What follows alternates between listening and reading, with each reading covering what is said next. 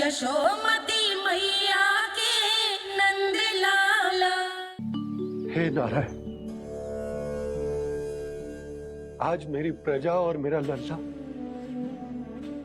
दोनों ही गहरे संकट से घिर गए। आपको मेरी सहायता करनी होगी।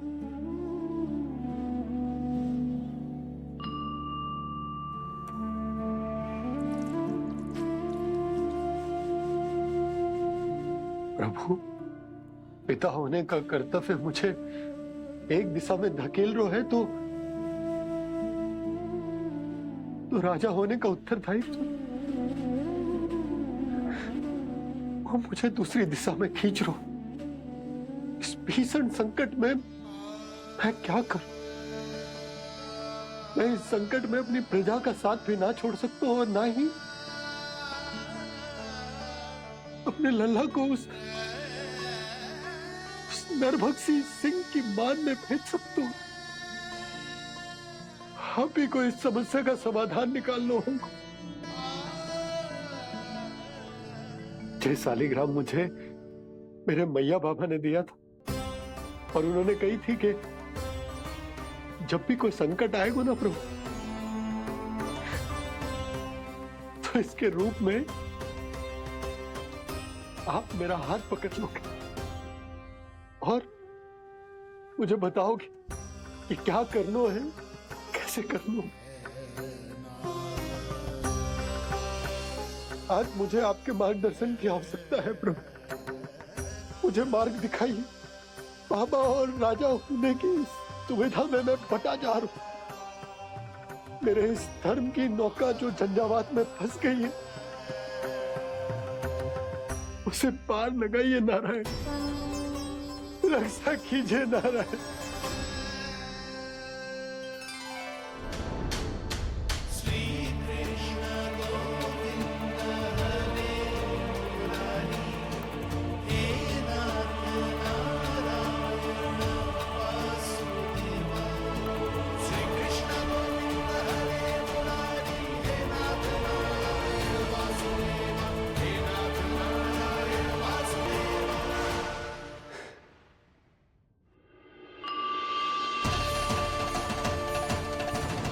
सालिग्राम यहीं तो रखा था मैंने। कहाँ गिर गया? कहाँ चला गया? मैंने तो यहीं रखो तो।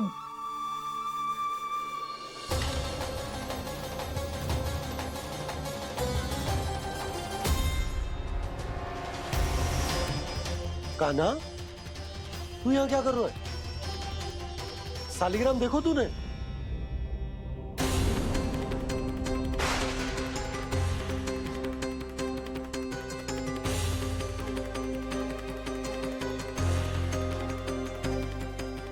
तेरे मुंह में क्या है? कान्हा, कहीं तूने सालिग्राम मुंह में तो ना ले लियो? हे नारायण, क्षमा करना, अबोध बालक। जी क्या करो कान्हा तूने? क्या बाहर निकाल सालिग्राम। लल्ला, जी अनुचित है। यदि वो तेरे कंठ में चला जाएगा तो तेरी सांस। लल्ला, ला बाहर निकाल। अच्छो बालक है ना तू? हाँ? ला। अरे तेरी मैया को पता चलेगा ना तो वो कहेगी कि ना तो प्रजा का ध्यान रख सकते हो ना ही अपने लल्ला का। लोभ के फंदे में चारों ओर से जकड़ गए थे हम। भविष्य के स्वप्न देखते देखते अपने जीवन का सबसे बड़ा भूल किया है हमने। यशोदा और नंद भैया ने आप सबको समझाने का कितना प्रयास किया था, और यहाँ तक कि छोटे कान्हा ने भी हमें कितना समझाया, लेकिन हमने उस दुष्ट व्यापारी को अपना सारा वचन दे दिया। मुझे तो सबसे पहले अपने घर में बिठाकर ही समझाया था उन दोनों ने। कही थी कि कोई किसी भी वस्तु का दुगना मूल्य क्यों देगो, पर मैंने उनकी एक भी ना सुनी। आप ही बताओ रोहिणी जी, अब किस मुंह से क्षमा मांगूंगी मैं यशोदा जी से? क्षमा मांगने की कोई आवश्यकता नहीं।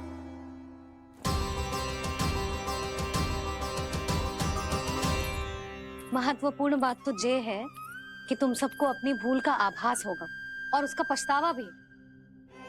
पर अब तो बहुत देर हो गई है जसोदा जी, अब क्या होगा? जिस सुनहरे भविष्य के लिए हमने उस कपटी व्यापारी के सामने अपने नारायण के नाम का वचन दिया था, उसने वही भविष्य लेके राजा कंस के पांव के नीचे रख दिया है। संतुष्ट सुखी जीवन जी रहे थे हम। बछड़ों को उनके भाग का दूध मिलता था। हमारे बच्चे जितना चाहे दूध दही माखन खाते थे। अब उनके मुंह का निवाला छीनकर उस दुष्ट कंस को देना पड़ेगा चिच्ची। ना, नारायण की कृपा से तेरी जसोदा जिज्जी के पास गायों की कमी ना है। मैं अपने घर का सारा गोधन पूरे गांव के साथ बांटूंगी। किसी भी बालक के मुंह से निवाला ना छिने को। नारायण की कृपा से गोकुल का एक भी प्राणी वंचित ना रहेगा। हाँ नहीं तो देख कान्हा, बाबा का कहना मान ले। कान्हा, तुझे नारायण की सौगंध है, वो शालिग्राम मुझे दे दे।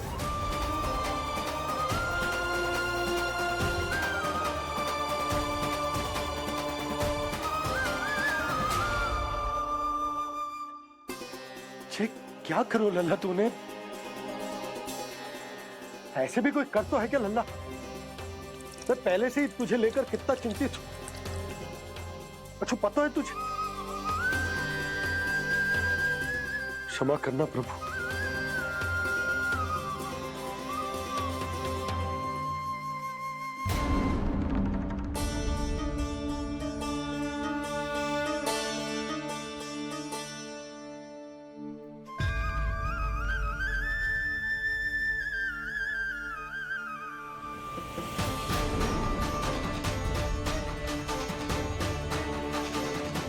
ये क्या कर रहे हो लल्ला?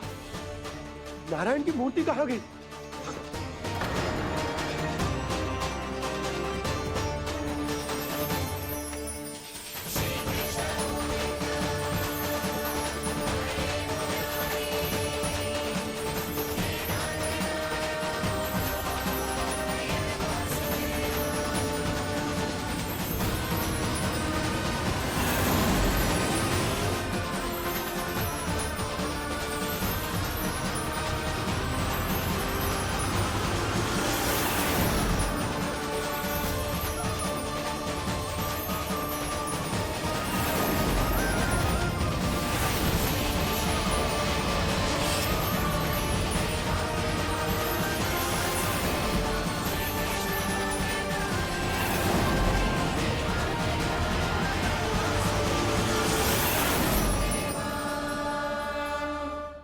मैंने ना कान्हा के मुंह में फिर से ब्रह्मांड देखो है। मैंने तो ये भी देखो कि श्री नारायण गोकुल में हर स्थान पे है। जहां देखो वही नारायण। जिनके मुख में त्रिभुवन, जो सारी सृष्टि का संचालन करते, मैं उन्हीं की चिंता कर रहा था।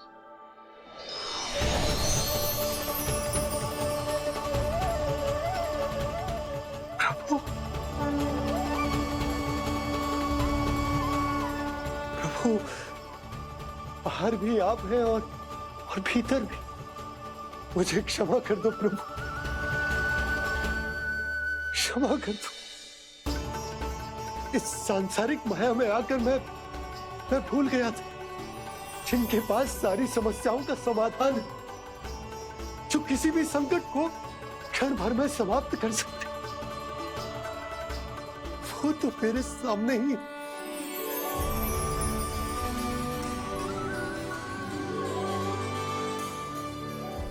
समस्या कैसी भी क्यों ना हो, चिंता समाधान नहीं, बाधा होती है। इसलिए चिंता मत कीजिए बाबा। मैं तो सदैव ही कहता हूं, मनुष्य को कठिन से कठिन परिस्थिति में भी चिंता से दूर ही रहना चाहिए। यदि व्यक्ति अपना सारा ध्यान अपने कर्मों को पूरा करने पर लगाए, तो वो बड़े से बड़े संकट का सामना भी सहज ही कर सकता है। और वैसे भी मेरी पूजा वही करते हैं जिन्हें मेरे अस्तित्व पर विश्वास है। इसीलिए उन्हें भी ये विश्वास अवश्य रखना चाहिए कि मैं अपने भक्तों का साथ अवश्य देता हूं, सदैव, हर परिस्थिति में।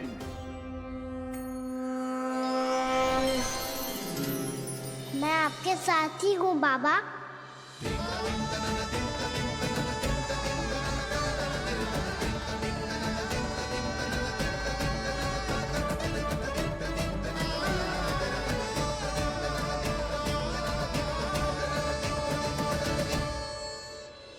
जीवन भर उसके साथ व्यापार करने को वचन दियो है, उसका क्या जशोदा? पर उस दुष्ट कंस और उसके व्यापारी ने जो समस्या उत्पन्न की, उसका क्या? समस्या है तो समाधान भी हो गई। मैंने तो कही थी ना मौसी, जो हमारे समझ में ना आए उस समाधान का दायित्व भगवान नारायण पर छोड़ देना चाहिए।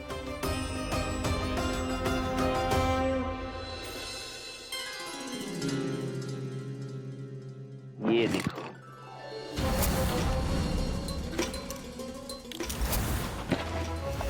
ये आभूषण, मोती, ये स्वर्ण उपहार में देने का सामर्थ्य किसके पास होगा? कंस महाराज, तुम देख लेना, मैं इस घर को महल बना दूंगा, सब झटक लूंगा। कान्हा, तुम तो अंतर्यामी हो, सब जानते। बताओ ना, कैसे मैं गोकुलवासियों की सहायता करूं? कोई उपाय सुझाओ। तुम्हारी ये रहस्यमयी मुस्कान बता रही है कि तुम्हारी लीला पहले से ही आरंभ हो चुकी है ना? अपने कर्मों का फल सभी को भोगना ही पड़ता है बाबा, चाहे वो अच्छा हो चाहे वो बुरा। तुम सभी चिंता मत ही करो। जो अन्य व्यक्तियों के साथ बुरा करते है ना, उसके साथ देर सवेर बुरा ही होता है। और जिस हाथ से उस षड्यंत्रकारी ने तुम सबका दूध दही माखन लियो है ना, जल जाएंगे वो हाथ, जल जाएंगे वो। दोनों पिता पुत्र का इसी से स्वागत करूंगा।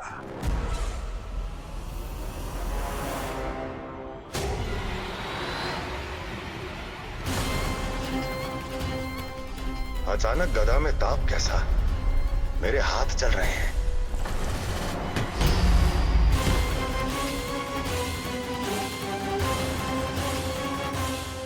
और वो व्यापारी जो तुम सबके शांत जीवन में भूचाल बन के आओ है, स्वयं शांति से थोड़े ना बैठ पाएगा।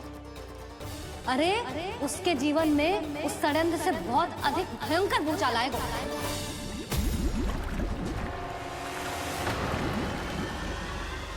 स्वामी, ये अपने आप कैसे बोलने लगा?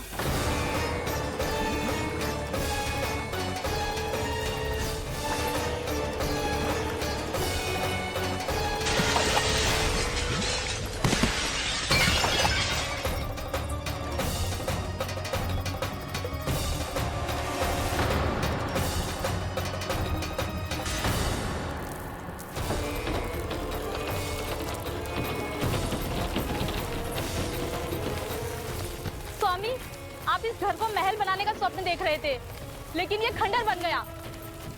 आप जिसके साथ मैत्री का संबंध स्थापित करके आए, वो कोई महान सम्राट नहीं, दुष्ट है।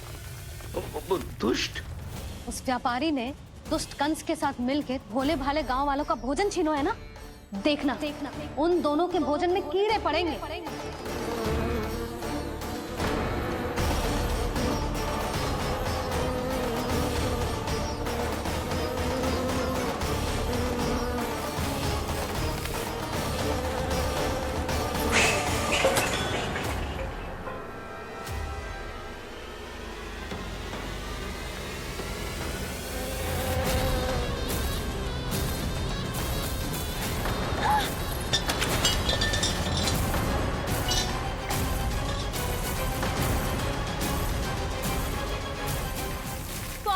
घर गया, जीविका का साधन गया, अब क्या जाएगा हमारा जीवन?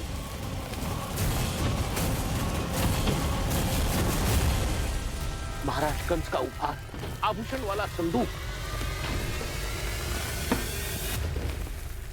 उन दोनों ने मिलकर तुम सबका दूध दही माखन सच्चा धन छीनने का प्रयास करो है ना। अब देखना उन दोनों का धन, उनके आभूषण सब लोहे के बन जाएंगे, कंकड़ पत्थर हो जाएंगे सब, कंकड़ पत्थर हो जाएंगे सब। ऐसा ही होगा मैया।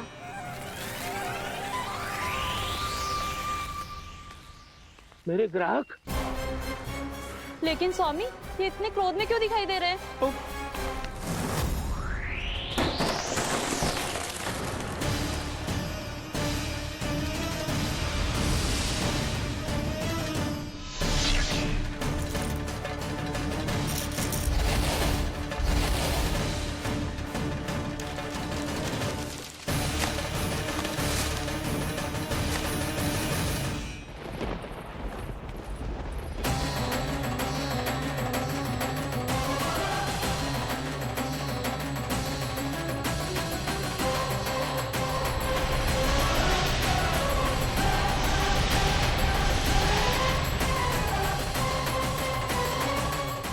विष्णु, विष्णु ने किया है ये सब।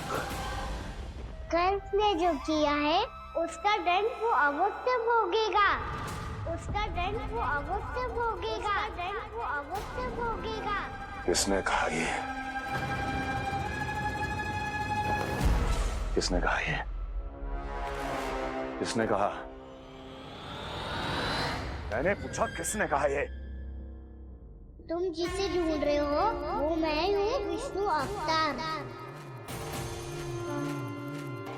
क्या चाहता है तू? तुम्हारे युद्ध मुच्छेदा कंस और मेरे भोले भाले भक्तों को अपने जाल में फंसाकर तुमने सारी सीमाएं पार कर दी।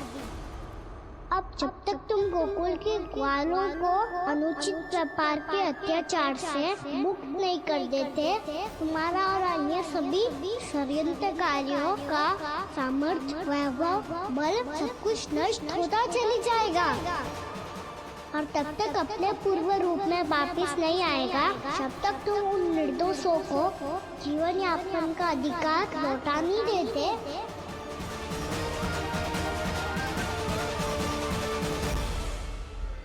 महाराज, दूध दही माखन सब कुछ पूरी तरह से सड़ गया है। महाराज, सारा अनाज, फल और सब्जियां सब नष्ट हो चुकी हैं महाराज। महाराज, महल का सारा पेयजल दूषित हो चुका है।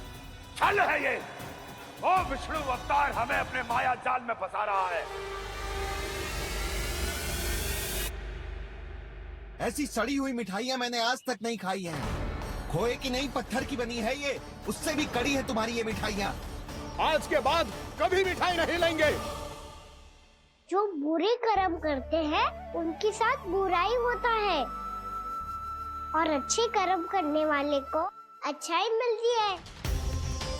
आप अपना कर्म कीजिए बाबा, आपकी चिंता अपने आप दूर हो जाएगी। और हाँ बाबा, शीघ्र ही आपको एक बड़ा निर्णय लेना होगा। स्मरण रखिएगा, जो होता है वो अच्छे के लिए होता है।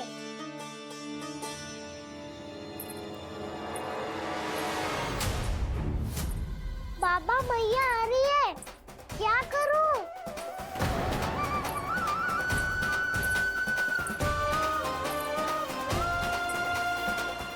कुछ सुझाव दो ना बाबा, जिससे मैया मुझे ऐसे नहीं देख पाए।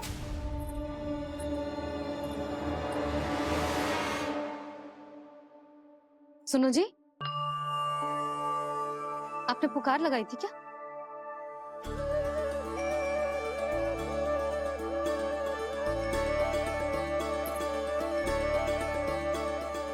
तुम मुस्कुरा क्यों रहे हो?